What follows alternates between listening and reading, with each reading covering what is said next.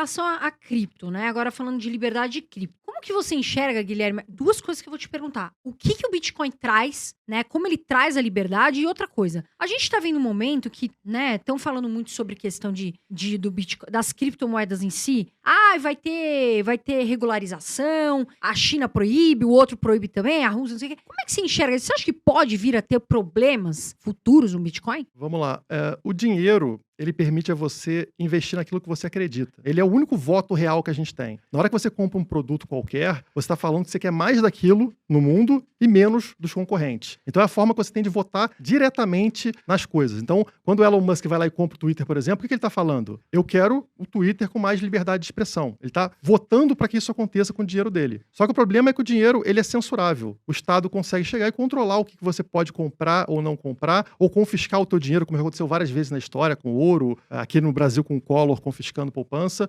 Futuramente, se a gente entrar nesse assunto do Pix, do real digital, também tem uma forma de censurar o que você pode ou não comprar. Ah, não, você está comprando carne e boi faz mal ao meio ambiente, então você tem um limite do que você pode comprar de carne. Olha o problema para a liberdade que você tem. Na hora que você usa uma moeda que é incensurável, no caso o Bitcoin, você continua tendo o poder de decidir para onde vai o seu dinheiro. Isso é fundamental. Você imagina, por exemplo, que com a moeda fiduciária, o político consegue investir em coisas que você jamais apoiaria. Por exemplo, eu tenho certeza que vocês não investiriam em guerra. Não. Jamais. Mas a gente está investindo em guerra. Estão comprando equipamento, estão comprando coisas para a guerra na Ucrânia, investindo lá com o nosso dinheiro. E você não tem nenhum controle sobre isso. O Bitcoin te coloca de volta no controle do dinheiro. Isso é fundamental. E essa questão que eu perguntei, emendei uma pergunta na outra, que na China proibiram agora o uso de Bitcoin, não sei aonde proibir. Isso faz com que, traga medo para os investidores de criptomoedas? Vai ter uma certa regulamentação. Então, você acha que isso pode acontecer e, de repente, trazer um certo medo para os investidores? Isso não é um problema para criptomoedas que realmente forem cripto, ou seja, privadas, anônimas, porque o governo não consegue fazer nada contra elas. Isso é um problema para os investidores daquele país e para aquele país, para o desenvolvimento daquele país. Porque o que vai acontecer na hora que começa um bloqueio desse? Você está arriscado de ser preso, de tomar uma multa alta, então você deixa de investir em cripto e de se proteger. Você continua usando um dinheiro ruim, uma moeda ruim, porque você não tem opção. As empresas que estão no teu país e que estavam envolvidas nesse mercado são obrigadas a sair e migrar para um país que aceite. Então, a riqueza vai toda sair desses locais que estão sendo repressivos e vão migrar para locais que sejam atrativos às criptomoedas. A riqueza, os empregos, e quem sofre com isso? São os investidores, são as empresas que estavam naquela região. Então, esse é o grande problema. Ainda mais para um país como o nosso, que é um país pobre ainda, que precisa se desenvolver mais rapidamente do que os outros para alcançar um nível de desenvolvimento legal. Na hora que começa a criar barreira, que é o processo de regulamentação que a gente tem, o dinheiro vai sair daqui e vai para outro lugar, infelizmente. Então, para a criptomoeda em si, para o Bitcoin em si, nenhum problema. Eles podem falar o que quiser, vou proibir, eles não conseguem proibir. Mas eles conseguem proibir você de ter um acesso fácil a comprar Bitcoin. E é aí que reside o problema. Guilherme, eu fiquei com uma curiosidade aqui. A gente falou do Elon Musk e Twitter, né?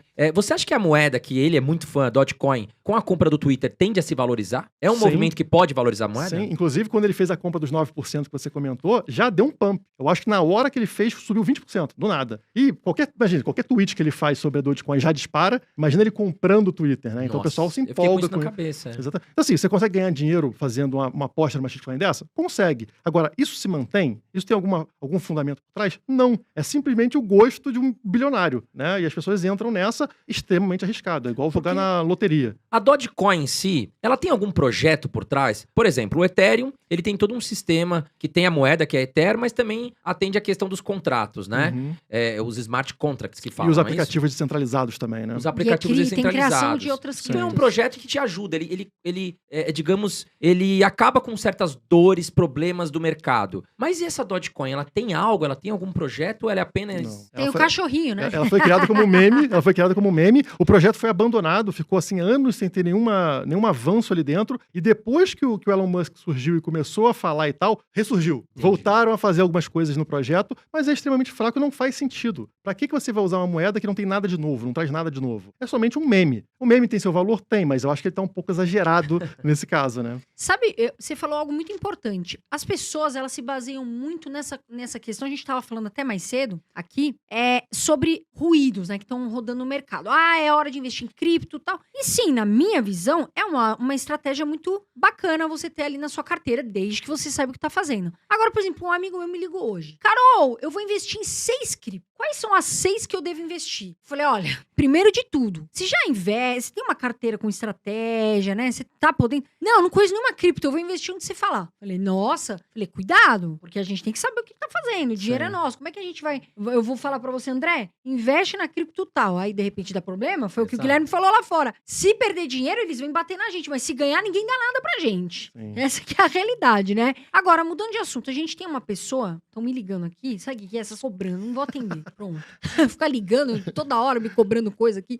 O Nassim Taleb, ele fala que o Bitcoin é uma doença contagiosa. E a gente sabe que tem muitas pessoas que gostam dele. O que você acha dessa afirmação? O Nassim Taleb é uma figura estranha, né? Porque ele era super defensor do Bitcoin. Ele considerava um ativo ali indestrutível, né? E escreveu, inclusive, o prefácio do livro mais conhecido sobre Bitcoin, que é o padrão Bitcoin, Bitcoin Standard. E depois, ele tem um ego muito inflado também, e começaram a fazer algumas críticas a comentários dele sobre Bitcoin, sobre criptomoedas. E aí ele se sentiu pessoalmente atingido e virou um hater ferrenho de Bitcoin e criptomoedas. Então, quando ele falou sobre doença, ele realmente foi pejorativo. Ele falou no sentido de vai se alastrando e os bobos vão entrando para dentro das criptomoedas, até que um lugar o preço vai subir, vai estourar essa bolha e todo mundo vai se dar mal. Mas eu acabei enxergando isso como algo positivo, porque realmente, se você olhar para o Bitcoin, ele funciona como um vírus, como uma doença contagiosa, né? E quando você analisa os vírus, analisa as doenças, você percebe que aquelas que têm sucesso não são aquelas que são muito fortes, aquelas que explodem de repente e matam o hospedeiro. Porque se você mata rapidamente o hospedeiro, aquela doença não consegue passar de um para o outro, né? O hospedeiro morre rapidamente e para por ali. Enquanto que um vírus que tem sucesso é um vírus que tem uma mortalidade baixa, mas que ele passa com facilidade entre as pessoas. Como a gente estava tendo vírus agora, que a gente não pode falar senão o YouTube corta, né? Mas da doença que estava acontecendo, que não tinha uma mortalidade muito alta, mas ele passava para muita gente, acabava matando muita gente pela quantidade de pessoas que eram contaminadas. E eu enxergo o Bitcoin fazendo esse mesmo efeito. Ele fica na carteira das pessoas durante muito tempo. E é isso que permite que ele vai se alastrando e mais pessoas têm um Bitcoin em carteira para fazer transação, como funciona uma rede monetária. Enquanto que shitcoins, ou as altcoins menores, elas parecem aquele vírus muito mortal. Elas têm um pump enorme, elas sobem de valor muito rapidamente e aí elas saem da carteira muito rapidamente. Então não dá tempo de construir uma rede que as pessoas realmente utilizem essa moeda como moeda. Então o Bitcoin é como um vírus que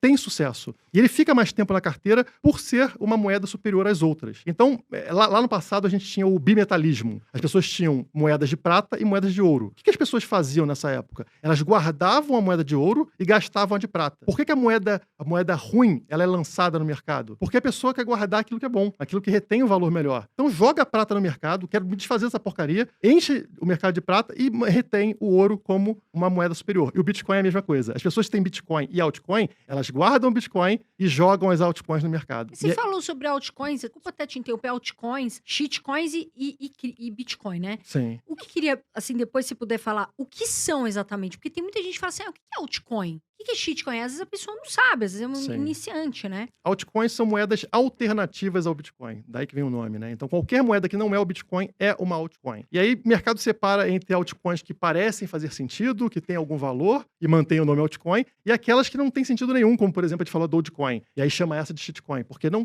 tem fundamento. Então é assim que eles fazem essa divisão. Agora, para um maximalista de Bitcoin como eu, qualquer coisa que não seja Bitcoin é muito parecido com shitcoin. Então é difícil a gente enxergar valor em outros ativos, né? Por diversos fatores, a gente vai acabar entrando nisso eventualmente aqui na conversa, mas a maior parte do mercado entende altcoins como aqueles projetos de criptomoedas que têm valor além do Bitcoin. Você ainda tem também memecoin e gamecoin, né? São as novas agora. Que algumas né? são shitcoin, que não deixam de ser shitcoin, né? Porque não tem valor, pessoas não enxergam valor. Outras, o pessoal enxerga que sim, faz sentido, vai ajudar em uma coisa ou outra, pode melhorar um jogo que já exista, né? Porque você pode comprar um item determinado ali com uma NFT. Então,